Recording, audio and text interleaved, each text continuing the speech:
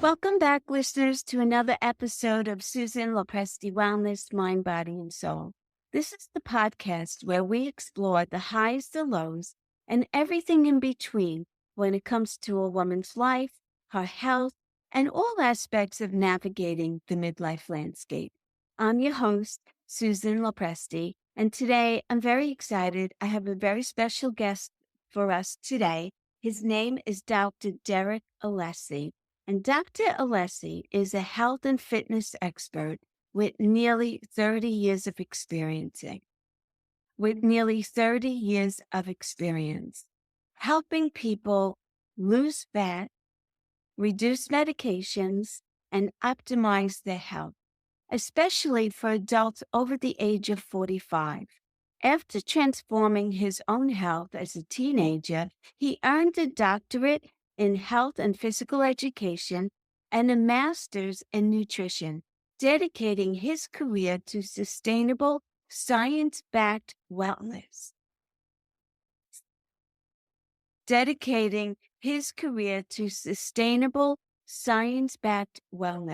A frequent media guest with over 2,100 TV and 400 radio appearances, Dr. Derek simplifies fitness and nutrition, helping people take control of their healthful life. So without further ado, let's welcome Dr. Alessi to the podcast. Doctor, thank you so much for taking time out of your busy day to join us here. I am so excited to speak to you today. So let's begin.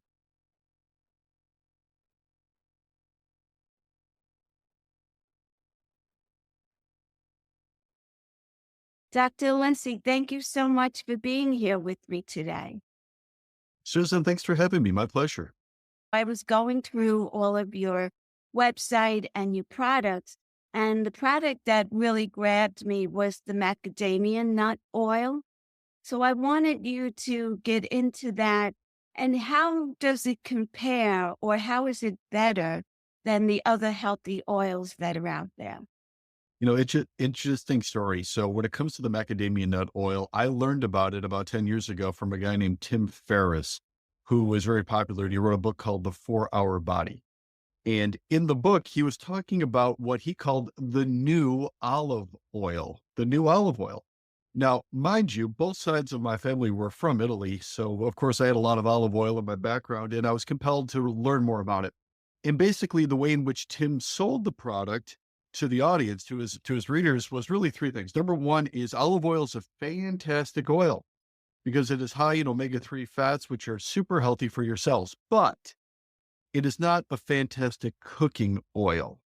And the reason why olive oil is not fantastic cooking oil is because of the smoke point. It's fragile above 350 degrees and it breaks down. You lose the good properties of the oil.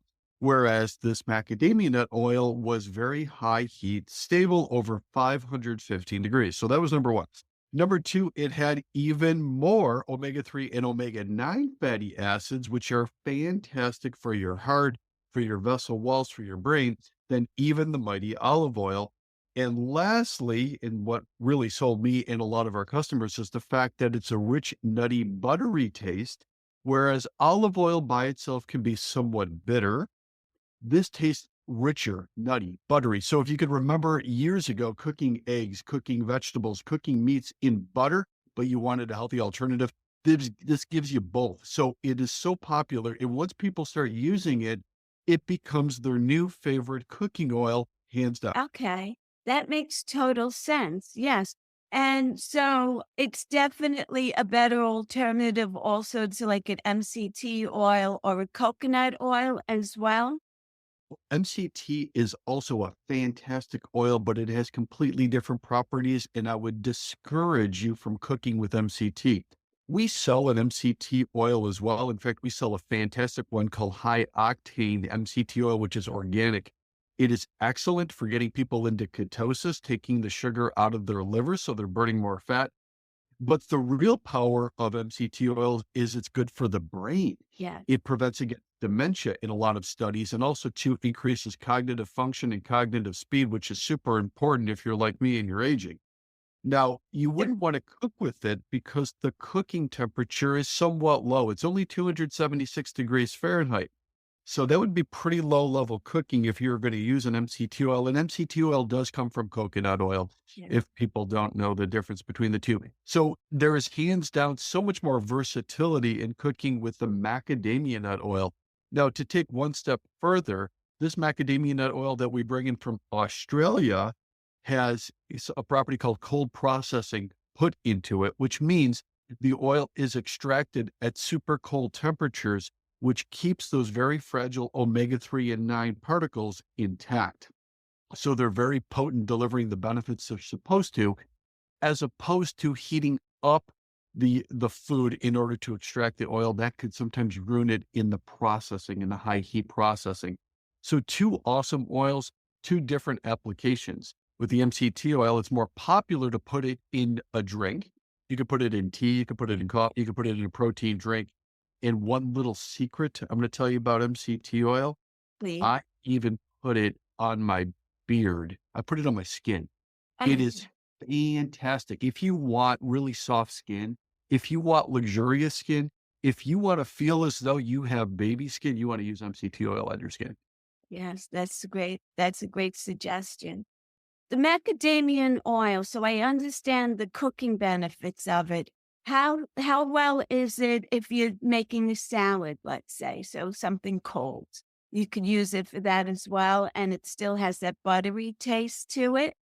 Yes. And I have a lot of clients and customers that do just that. Now, mind you, I also do produce the most amazing keto salad dressing made with extra virgin olive oil. So if it seems as though that I'm not a fan of extra virgin olive oil, that is so not true. I'm a huge fan of extra virgin olive oil as a salad dressing. But that being said, if you wanted to use the macadamia nut oil in a cold application like that, it's fantastic. So you can use it for both high heat cooking, but also cold applications. And lastly, although it's not MCT oil, I have some customers that love putting it in their coffee just because of what it does for the flavor. Right. So they're putting it in their coffee as well. It can be used in so many different ways. And lastly, I have a 12-year-old daughter who's a baker, and she bakes all of these things that are, well, they're unhealthy.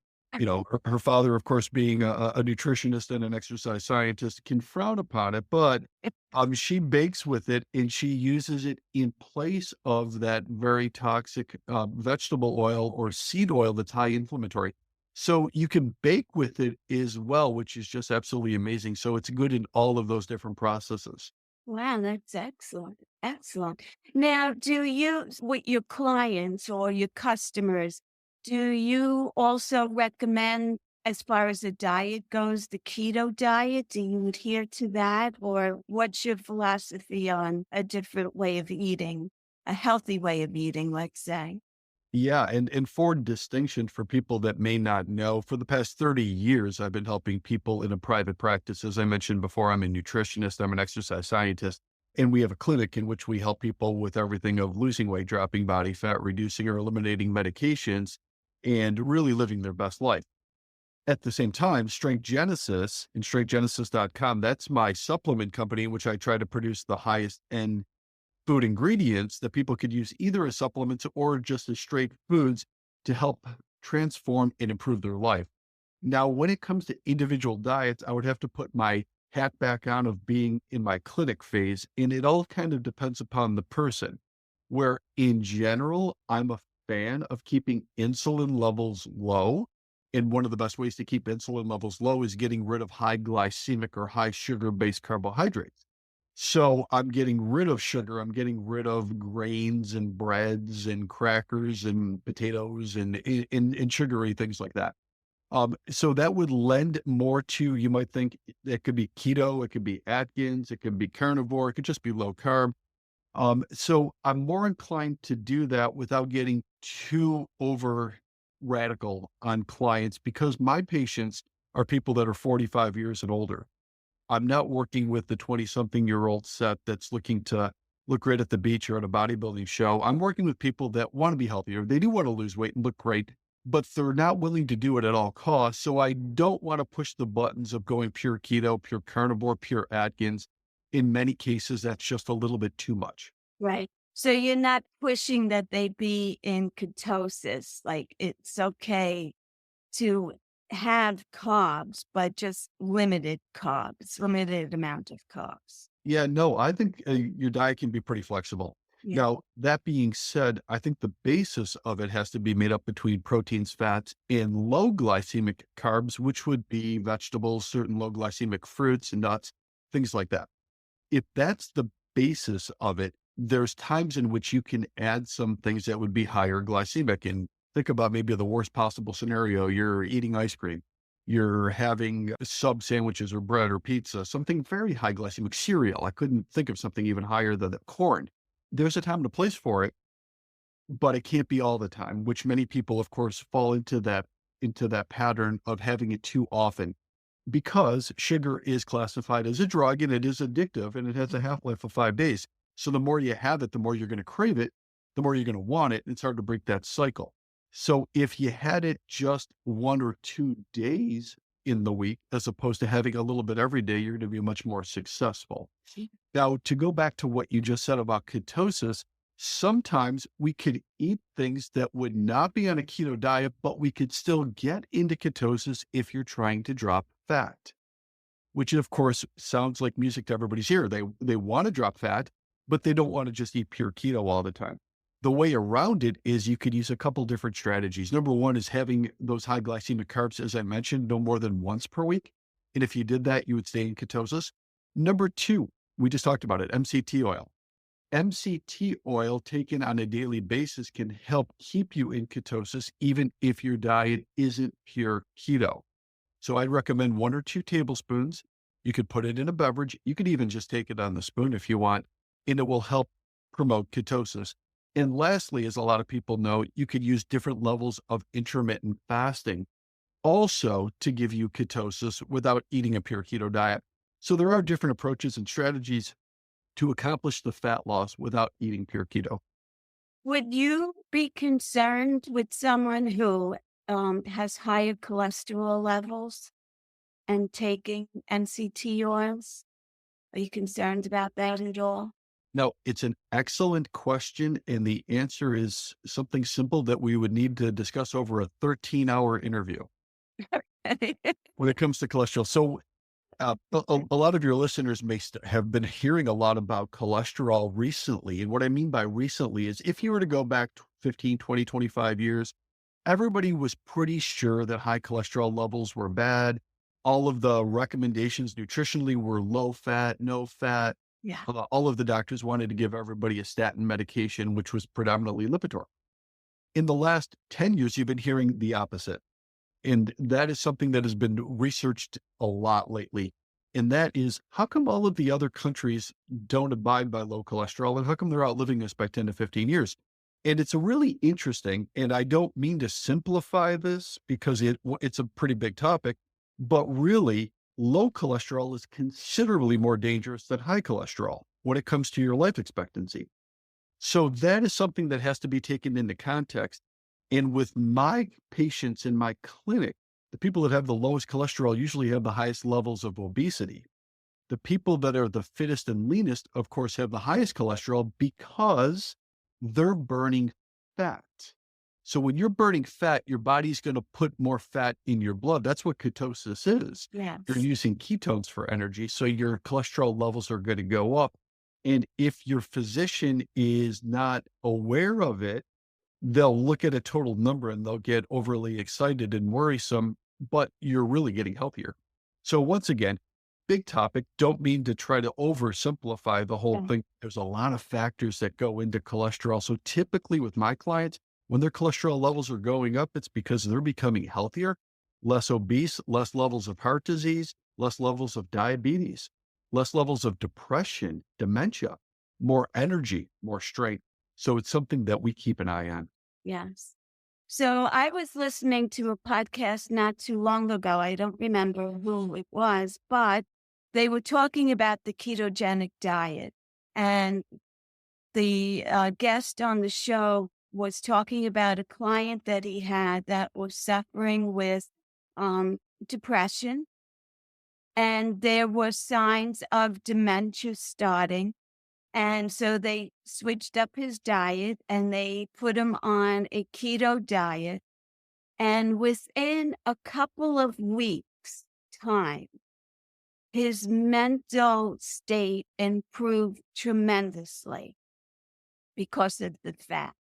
And I believe that our brains are made up of a lot of fat, and that's what we need. And so when I was, listening to this episode, I was like, it makes perfect sense. And I remember back, I want to say in the 80s, where everything was fat free, and it was the biggest craze, fat free.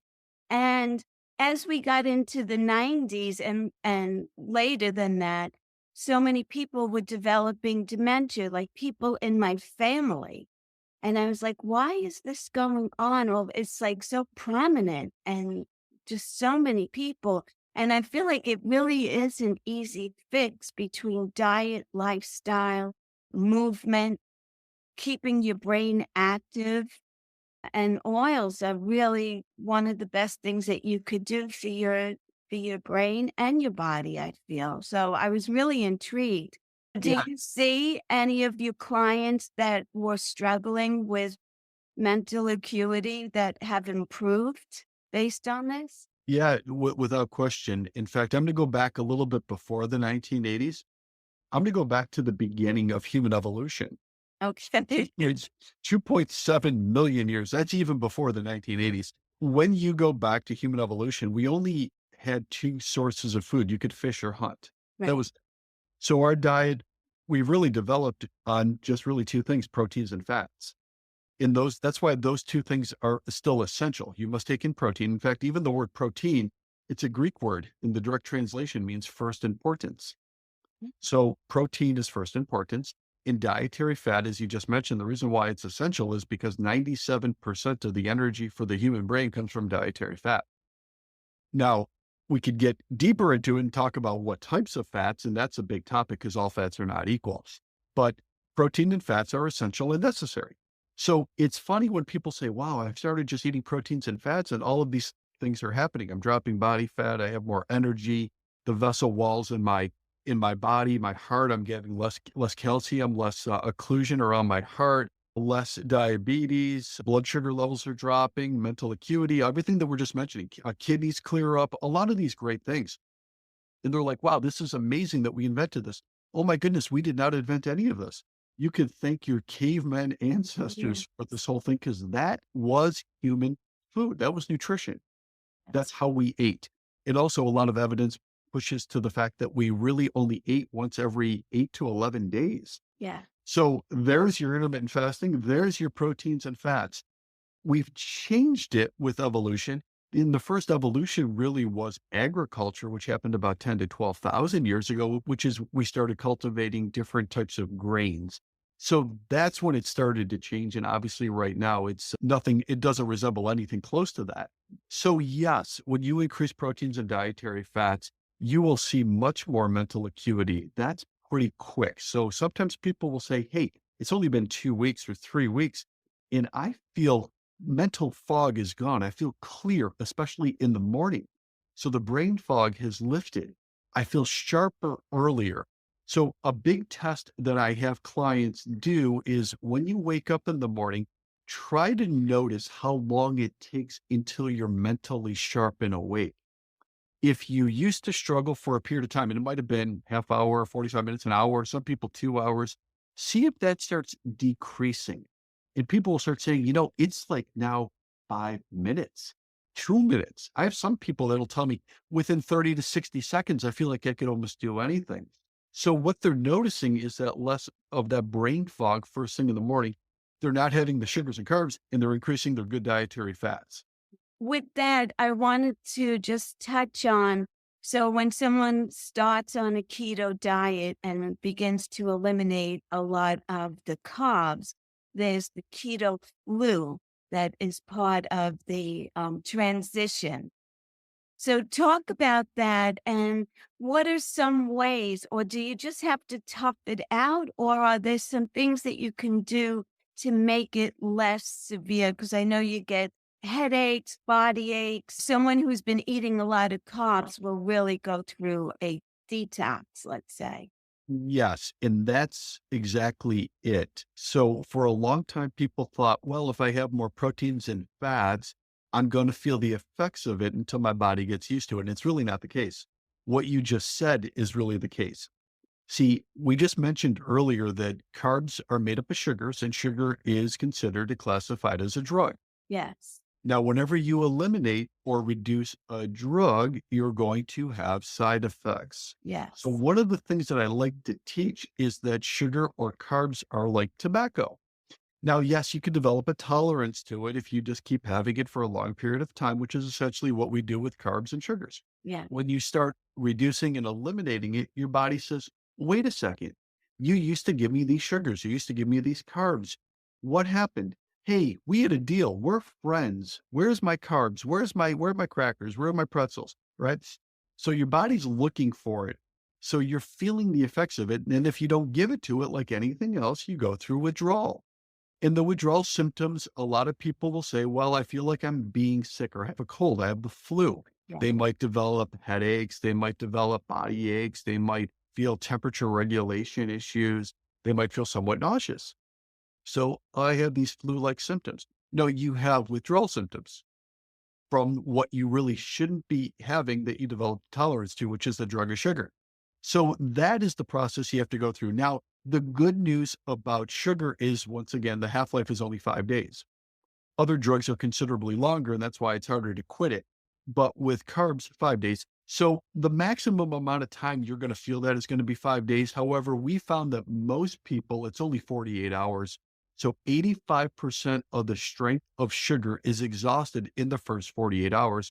So if you hang tight, you have a strategy that you're properly hydrated, you're still Mhm. eating good foods, and this is the moment, Susan, that you would really want to increase your dietary fats even more because you'll Oh, feel better. You don't want to go through no carb and no fat. If you do that, you'll be punishing yourself too much. Increase your dietary fats, take your oils, take your MCT oil, use your olive oil, use your macadamia nut oil. If you have it, use fish oil too, which is a wonderful source of instant energy, especially when you're going through withdrawal. And you're going to get through it much better. And then, of course, we just want to be very careful with how we reintroduce it so you don't get addicted again. right. Mm. Okay. Tell me any other products besides the macadamia oil that you feel is a bestseller and the benefits of it? My bestseller of all time is that macadamia nut oil because, once again, as soon as you start cooking with it, it will be your new favorite oil. If you were to ask me what product in the last 3 months has exploded, so much so that we are having a hard time keeping it on the shelf, I mentioned earlier what is called our salad dressing. It's called Origin salad dressing or Origin keto salad dressing that has a Mediterranean flavor. And oh my goodness, over the last 90 days, we have struggled with production to keep it up to pace because it has just been received so well. It is a 100% extra virgin olive oil salad dressing. Now, you might be hearing that saying, yeah, I know, but so what? I can go into the grocery store. There's a lot of dressings that use olive oil. They do, but it's not EVOO, and they're cutting it with other preservative based oils, namely soybean oil is the number one. So this oil, this dressing, you don't have to refrigerate after opening. Think about that for a salad dressing that you could leave on the counter. Mhm. Nobody does that because every one of those dressings contains a vegetable oil, soybean oil that must be refrigerated or they'll go bad. This oil does not. So Origin keto salad dressing has just exploded in overall sales. We mentioned the high octane MCT oil. And lastly, I do have a pharmaceutical grade fish oil that mimics prescription fish oil. The fish oil that you get over the counter is not that at all. We've talked about the smoke point of oils. Mhm. When you walk into a health food store, they have extracted that oil after heating up the fish to extract it. And fish oil is very fragile. It's only 90 degrees Fahrenheit. So that oil is also rendered already impotent, whereas prescription fish oil is cold processed. So we have a wonderful pharmaceutical grade fish oil called omega 3 which mimics exactly what you'd get from a prescription oil, which is like Lavazza, but at a 20th of the price, where Lavazza is probably $1,200 a month if you have even good health insurance. This is like a fraction of that, which will give you all the benefits of it. So all of those products and so much more at strengthgenesis.com. Okay. Any final thoughts or recommendations that you would give my listeners? Let's say someone who's looking to drop 10 pounds or just get healthier overall. What do you recommend? Yeah, in general, you're always going to do yourself a lot of good increasing your protein intake and increasing your dietary fats.